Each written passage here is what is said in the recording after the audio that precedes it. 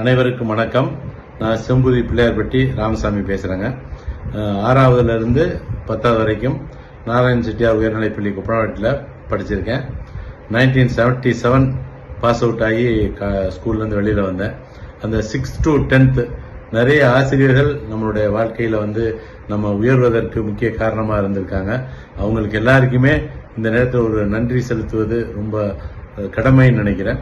Apart from Wazir சாரை பொறுத்த வரைக்கும் ஒரு ஆசிரியருக்கு அடுத்து ஒரு ஃபேமிலி மெம்பரா, ஒரு உற்ற நண்பராக இருந்து ஒவ்வொரு மாணவனையும் அவனுடைய திறமை என்ன, அவனுக்கு எந்த விதத்தில் டீச் பண்ணணும்னு பர்சனலாக கேர் எடுத்து அவனுடைய வாழ்க்கை உயர்வுக்கு சார் அர்ப்பணிச்சிருப்பாங்க.